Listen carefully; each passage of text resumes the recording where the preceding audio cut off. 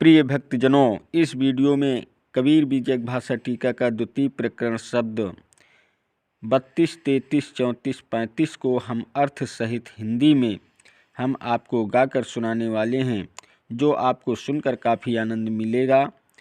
Video के last date तक ज़रूर बने रहिएगा ताकि आपको सारी जानकारी सही तरीके से मिल सके, और बेल वाली घंटी दबाना मत भूलें ताकि आपको सारी जानकारी सही तरीके से मिल सके। प्रिय भक्तों, सुनिएगा, ज़रूर आपको सुनकर काफ़ी आनंद मिलेगा। हंसा हो चित चेतु सकेरा, इना पर पंच कैल बहु तेरा। अपाखंड रूप रचो इन त्रिगुण, तहि पाखंड भूलन संसारा। अघर के खसम बधिक वै राजा, प्रजा क्या धौ करे विचारा। अवागे बड़े ऐसही बूढ़े, तिनहु न मानन कहाँ हमारा। कहाँ हमारा गांठ दृढ़ बांधो, निशिबासर रहियो होशियारा। ये कलि गुरु बड़े पर पंची, डारी ठगौरिय सब जग मारा। अवेद किते वेदो फंद पसारा, तेहि फंद परु आप बिचारा। काई कबीर ते हंस न बिसरे, जेहिमा मिले छुड़ावन हारा। ऐ बुद्धिजीवियों, अपने मन में सावधान हो जाओ, क्योंकि इन धर्म गुरुओं ने बड़ा प्रपंच फैला रखा है।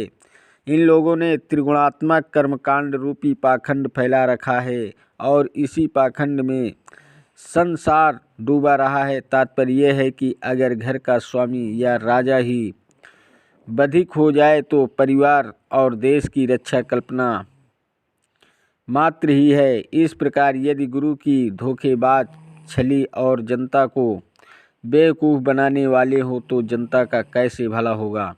सत्य और आत्म अनुसंधान रूपी भक्ति के बगैर भी लोग भक्त बने हुए हैं, अर्थात स्वरूप विचार रूपी अमृत त्याग कर अंधविश्वास एवं जोड़ोपासना रूपी विष के लिए दौड़ रहे हैं।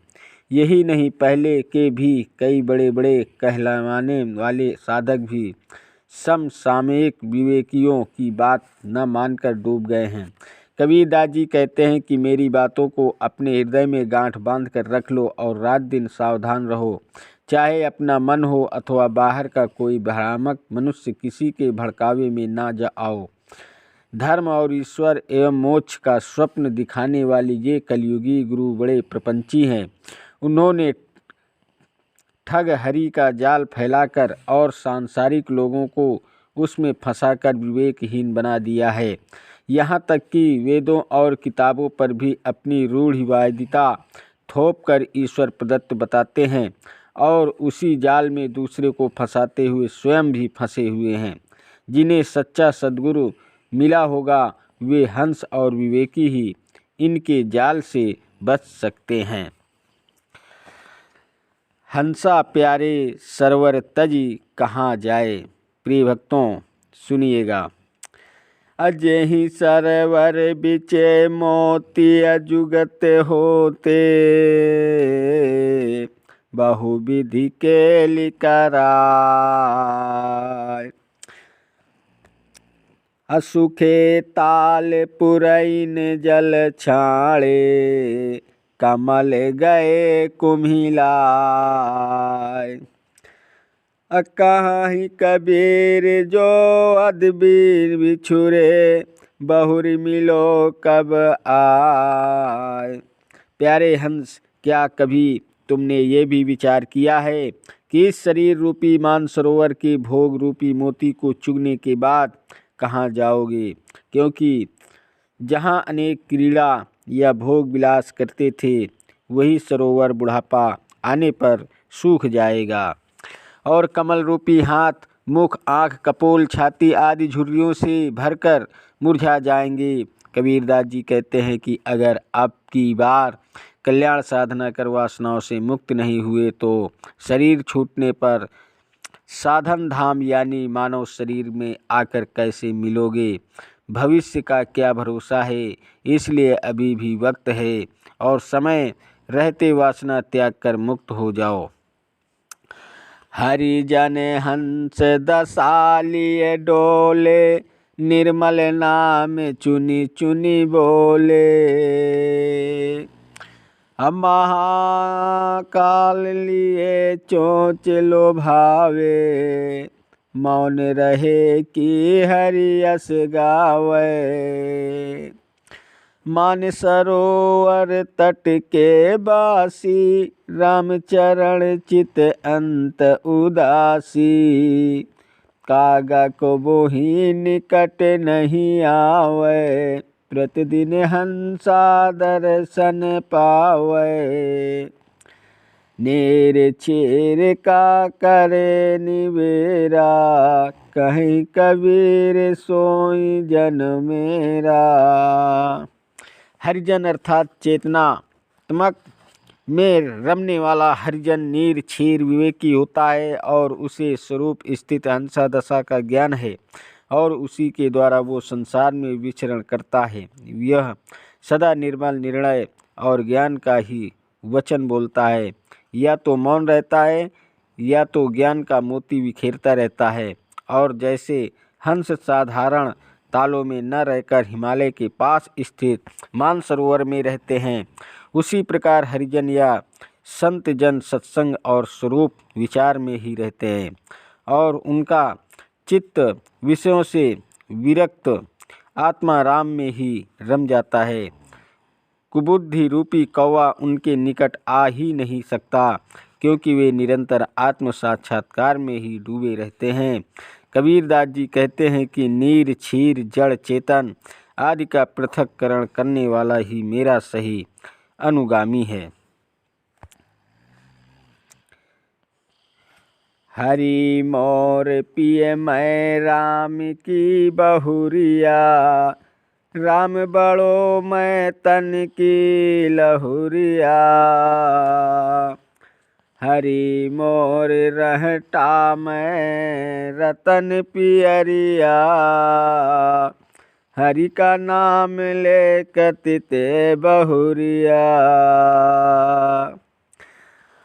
अच्छो मास तांगा बरस दिन कुकरी, लोग कहे भल का तल बापुरी।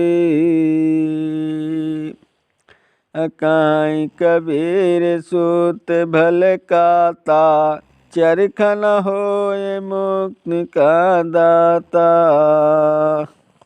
कबीरदास जी कहते हैं कि माधुर्य भक्ति करने वाले लोग हरि अर्थात ईश्वर को पति मानते हैं, यानी उसकी पत्नी बने रहते हैं और व्यापक हरि के अंश कहे जाते हैं। हरि चरखा और सेवक पियूनी बनकर हरि नाम का ही सूत काटते रहते हैं, अर्थात नाम जपादि करते रहते हैं।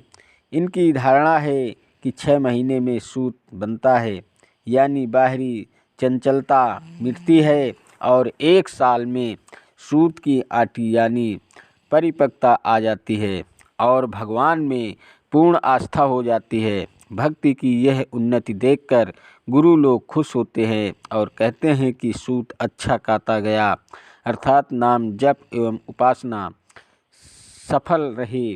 कबीरदास जी कहते हैं कि सूत काटने पर भी यह चरखा मुक्तिदाता नहीं है। हरि ठग ठगत ठगौ की लाई, हरि के वियोग कैसे जिहूँ रे भाई। अको का को पुरुष कौन का की नारी, अकत कथायम दृष्टि पसारी। अको काको पुत्र कौन काको बाप, कोरे मरै को कहे संताप। ठगी ठगी मूल सबन का लेना, राम ठगौरी काहू न चीन्हा। कहीं कबीर ठग सो मन माना, गए ठगौरी जब ठग पहचाना। हरि रूपी काल्पनिक ठग मनुष्य को ठग रहा है और छल विद्या लेकर संसार को छल रहा है। दूसरे शब्दों में मनुष्य आत्मा से अलग परमात्मा मानकर अपने आप को ठगा रहा है और ये भी नहीं सोचता कि आत्मा के बिना कैसे जिंदा रहेगा। अर्थात हरि को अपने चेतन स्वरूप से अलग मानकर उसके वियोग में तुम्हें कैसे संतोष होगा। कौन किसका पति है और कौन किसकी नारी या पत्नी, यानी कौन सा ईश्वर रूपी पति कौन सी जीव रूपी नारी का है। काल्पनिक ईश्वर भला कैसे पति बनेगा और क्या कल्याण करेगा, जबकि जीव स्वयं सारे ज्ञान विज्ञान का पति है। उसे किसी की पत्नी कहना सर्वथा अनुचित है। इसी तरह से कौन किसका पुत्र और कौन किसका पिता, अर्थात जीव अविनाशी है तो किसी का अंश या टुकड़ा कैसे हो सकता है। और ईश्वर ब्रह्म सभी की कल्पना करने वाले जीव का बाप कौन हो सकता है। अतः जीव किसी का अंश न होकर स्वतः अविनाशी है और सबको मान से कल्पना करने या पैदा करने के कारण जीव ही सबका बाप है। जीव को किसी की पत्नी, किसी का बाप, किसी का पुत्र कहना यम की अकथ कहानी मात्र है। वह मन रूपी यमराज की ही कल्पना मात्र है। इस काल्पनिक ईश्वरवाद ने सबके साथ छल करके सबका स्वरूप ज्ञान छीन लिया है और इस राम ठगौरी की पहचान कोई नहीं कर सका। अर्थात आत्मा के बाहर ही परमात्मा खोजते रहते हैं। कबीरदास जी कहते हैं कि इस छलावा को सबका मन स्वीकार कर चुका है कि जीव से शिव अलग है, परंतु जिसे स्वरूप ज्ञान हो गया है वो जानता है कि आत्मा ही परमात्मा है। प्रिय भक्तजनों, अगला शब्द 37, 38, 39, 40 और 41 हम आपको हिंदी में अर्थ सहित हम आपको गाकर सुनाएंगे। हरि बिनु भर्म बिगुरचनि गंदा, ये भी आपको विस्तार पूर्वक जानकारी दी जाएगी। पंडित बाद बदे सो झूठा, पंडित देखहूँ मन में जानी, ये आपको अर्थ सहित हिंदी में हम आपको गाकर सुनाएंगे। तब तक के लिए अगली वीडियो में बताएंगे। तब तक के लिए अगली वीडियो का इंतज़ार कीजिएगा। प्रिय भक्तों, अगर वीडियो आपको पसंद आया हो तो वीडियो लाइक, शेयर और सब्सक्राइब कीजिएगा। चैनल पर नए हैं तो बेल वाली घंटी दबाना मत भूलें ताकि आपको इसी प्रकार की नोटिफिकेशन हमेशा आपको मिलती रहे। धन्यवाद देता हूं आप सभी को, मेरा YouTube वीडियो देखने वाले दर्शकों को। नमस्कार दोस्तों, जय हिंद, जय भारत, वंदे मातरम, वंदे मातरम।